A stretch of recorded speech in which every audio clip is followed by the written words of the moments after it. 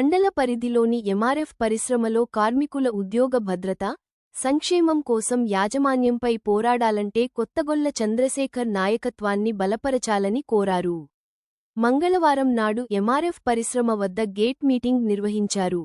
ఈ సందర్భంగా KPS union అధ్యక్షుడు కొత్తగొల్ల చంద్రశేఖర్ మాట్లాడుతూ ఈ నెల 28వ తేదీన జరిగే ఎంఆర్ఎఫ్ పరిశ్రమలో జరగబోయే కార్మికుల ఎన్నికల్లో కేపీఎస్ పులి గుర్తుపై ఓటు వేసి గెలిపించాలని ఆయన కోరారు. పరిశ్రమలో యాజమాన్యంపై నికరంగా, నీతిగా నిజాయితీగా పోరాడే ఏకైక సంఘం కేపీఎస్ అని ఆయన అన్నారు. పరిశ్రమలో బీఎంఎస్, సిఐటియు సంఘాలు కార్మికులను భయభ్రాంతులకు గురిచేస్తూ వారికి చేసింది ఏమీ లేదు అన్నారు. ఏ రోజు కూడా ఈ సంఘాలు యజమానియంపై పోరాడిన చరిత్ర లేదు అని తెలిపారు. పరిశ్రమలో ఇప్పటివరకు వివిధ యూనియన్ సంఘాలు అనేక రకాల వ్యక్తులు గెలిచినా కార్మికుల జీవితాలు ఎందుకు మారలేదో పరిశీలించుకోవాలన్నారు. ఈ ఎన్నికలు కార్మికుల జీవితాలను మార్చే ఎన్నికలని ఆలోచించి ఓటు వేయాలని కోరారు. మీ తోటి ఉద్యోగి నైనా తనను గెలిపిస్తే కార్మికులకు ఉద్యోగ భద్రత కల్పిస్తామని అన్నారు. కార్మికులకు ఎలాంటి పని ఒత్తిడి లేకుండా చూడడం, కార్మికులపై యాజమాన్యం వేధింపులను అరికట్టడం కేపీఎస్తోనే సాధ్యమని అన్నారు. 24 గంటలు స్థానికంగా అందుబాటులో ఉండే నాయకుడు కొత్తగొల్ల చంద్రశేఖర్ అని అన్నారు. ఈ కార్యక్రమంలో ఏటీయూసీ జిల్లా అధ్యక్షుడు నీరుడి సాయిలు, జిల్లా కార్యదర్శి బోయిని ప్రసాద్, నాయకులు, గాయకుడు ఏపూరి సోమన్న, యువజన సంఘాల రాష్ట్ర అధ్యక్షుడు కూన వేణు, కేపీఎస్ యూనియన్ సభ్యులు, కార్మికులు పాల్గొన్నారు.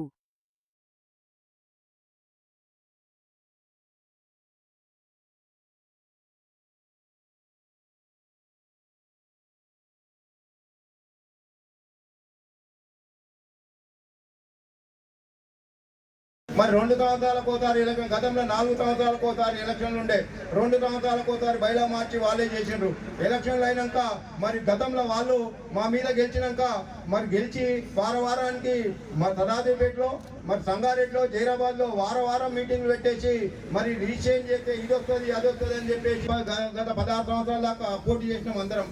మరి దాని మీద గెలిచి మరి 680 ఓట్లు పడ్డాక 2 సంవత్సరాలు తిరగకముందే 60 ఓట్లకు పడి 16 ఏళ్ల దాకా పత్తా లేకుండా పోయిన చుక్కారాములు ఈ రోజు సత్య ప్రమాణం చెప్తా ఎక్కడంటే అక్కడ వాళ్ళని కావాలంటే రమ్మని, ఏదంటే ఆడ చర్చ పెట్టు. 4 సార్లు 4 యూనియన్ ఎలక్షన్లప్పుడు నన్ను బతులాడి, 2 యూనియన్ ఎలక్షన్లప్పుడు ఆ మేనేజ్మెంట్ చెప్పడమా, అక్కడున్న కొందరు వర్కర్లు వాళ్ళ పార్టీ వాళ్ళు చెప్పడం వల్ల విడిపోయినాం.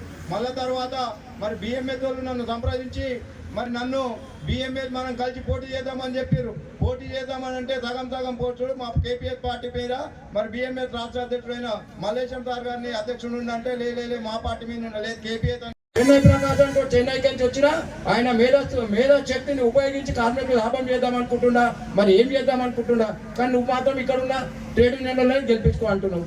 మరి కంపెనీలో లోకల్గా ఉన్న కంపెనీలో అందుబాటులో ఉంటాడని కార్మికులు అంటుంటే నన్ను ఏదో రౌడీగా చిత్రీకరించి లోకల్ అంటున్నావు అని నీ స్టేజ్ల మీద లోకల్గా ఉన్న నాయకులంతా నేను లోకల్ అని చెప్పుకుంటున్నారు. అది కరెక్ట్ కాదు. కొట్లాడాల కోసం లోకల్ కాదు, పని కోసం చెప్పారు, అందుబాటులో ఉంటాడని చెప్పారు.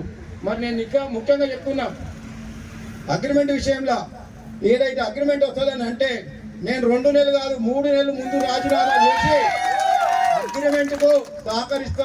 మళ్ళీ ఎలక్షన్లు ఇదే జగ్గారెడ్డి సార్ ద్వారా లేబర్ డిపార్ట్మెంట్ మీద ఒత్తిడి చేసైనా సరే మనం 3 నెలల ముందైనా సరే, 2 నెలలు కాదు 3 నెలల ముందైనా సరే రాజీనామా చేసి ఎలక్షన్ తీసుకొస్తా. డేట్ పోకుండా మనము అగ్రిమెంట్ కొట్లాడాలని చెప్పేసి మనం అనుకుంటున్నాం. అదే రకంగా మరి డీజీఎల్ గారు చెప్పిండ్రు ఇదే యూనియన్లు అన్ని ఉన్నాయి, కావాలంటే అడగండి. అన్ని యూనియన్లు మొన్న పోయినప్పుడు 15వ తారీఖు నాడు పోతే మరి ఎలక్షన్లు ఎట్లయితాయా, ఎలక్షన్ ఆపాలని ప్రయత్నం చేసింది ఇదే సిఐటి యూనియన్. ఇంకా 2 నెలలు ఆపమని చెప్పేసి బతిమలాడింది 14వ తారీఖు నాడు పోయి. ఆయన ఆపలేడు. ఎందుకనంటే ఆపి వర్కర్లను మోసం చేద్దాం. ఇప్పటికే 2 నెలలు జరిగింది, ఇంకా జరిపి మేనేజ్మెంట్కి లాభం చేద్దామని చెప్పేసి సరే ఆ రకంగా చేసి వాళ్ళు ఆ రకంగా అడుగుతున్నారు. మరి అదే రకంగా సర్టిఫికెట్లు ఉండడానికి సేఫ్టీని అయితే సర్వనాశనం కుట్లు పడ్డా కానీ ఇప్పటికి ఒక బ్యాండ్ బార్ లో ఒక కార్మికులు 3rd ప్లాంట్ లో 2nd ప్లాంట్ ఏదైతే బ్యాండ్ బార్లు ఉన్నాడో 3 కుట్లు పడ్డా కానీ రమ్మని చెప్తున్నది. అసలు సిగ్గుందారా? మా ఇన్సూరెన్స్ ఎందుకు కడుతున్నారా మీరు? మా ఈఎస్ఐలు ఎందుకు కడుతున్నారా? మా కార్మికులకు మీ ఇంట్లో పెట్టుకుంటున్నారా? మీకు ఎందుకు అనవద్దురా? సిగ్గుందా అని అడుగుతున్నా మేనేజ్మెంట్ కు. మా కార్మికులకు ఇన్సూరెన్స్ రాకుండా మా కుటుంబాలను సర్వనాశనం చేసుకుంటా నీ డ్యూటీ నీ సర్టిఫికేట్ కోసం చేస్తావా? ఈ రకంగా చేయడము మరి నాన్ లోకల్ అంటున్నావు, వాస్తవంగా నా లోకల్ కార్మికులకే ఉద్యోగాలు ఇవ్వాలంటున్నా. భూమి మాది, నీళ్లు మాయి, కరెంటు మాయి, మా ట్రాన్స్పోర్ట్ ఇక్కడికి మా భూముల మీకెళ్ళి పోతున్నాయి. మా స్థానికులకే ఉద్యోగాలు ఇవ్వాలి నువ్వు అని నేను అంటున్నా. ఇది లోకల్ అని అంటున్నా. ఎందుకంటున్నా అంటే అప్రెంటిస్ వాళ్ళు వివిధ రాష్ట్రాల